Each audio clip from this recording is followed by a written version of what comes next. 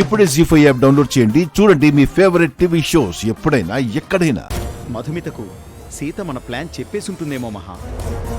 లేదు, సీత చెప్పుండదు. మధుమితను ఆపడానికి సీతకదొక్కటే దారుంది. సీత ఆ దారి ఉపయోగించుకోదని నా ఊహ. ఒకవేళ సీత ఉపయోగించుకుంటే సీతకదొక్కటే దారుంది. మనకి 1,00,000 దారులున్నాయి.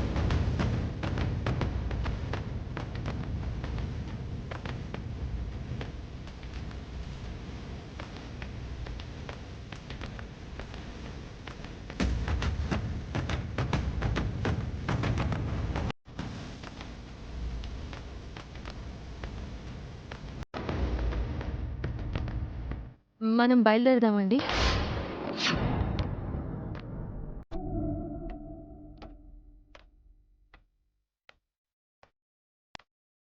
వద్దక్క, నా మాట విను. నాన్న వాళ్ళ ఇంటికి వెళ్దాం.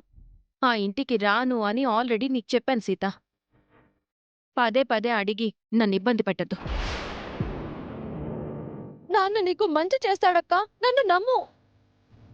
ఏంటి సీత, నేను మీ అక్కకి మంచి చేయడం ఇష్టం లేదా? నా మీద నీకు నమ్మకం లేదా?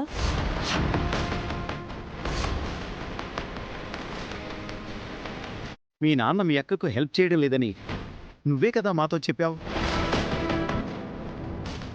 మీరైనా హెల్ప్ చేయండి అని మహాను నువ్వు బతిలాడితేనే కదా మేమిక్కడికి వచ్చాం. తనకి ఇష్టం లేని పెళ్లి చేసుకుందని మీ నాన్నకు మీ అక్క మీద కోపం ఉండొచ్చు, కానీ మా రామ్ని కాదన్నదన్న కోపం మధుమిత మీద మాకు లేదు సీత.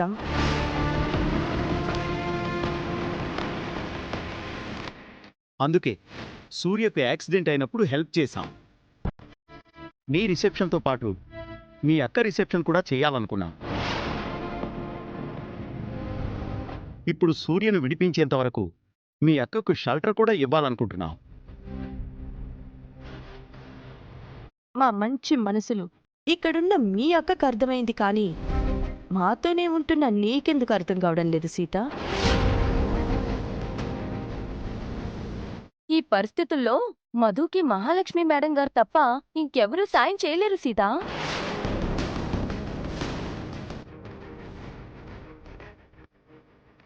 మీ అక్క మీద నీకేమాత్రం ప్రేమున్నా దయచేసి ఒప్పుకో.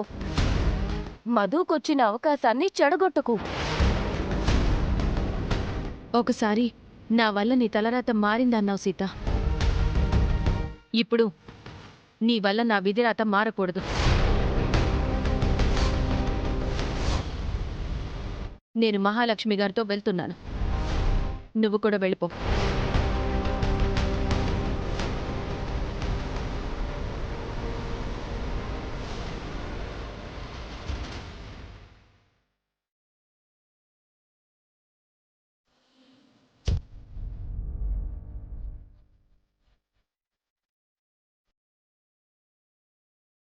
Happy journey Madhu.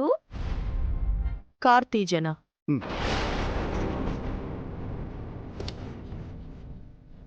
జీ5 app download చేసి అన్ని ఎపిసోడ్స్ పూర్తి ఉచితంగా చూడండి.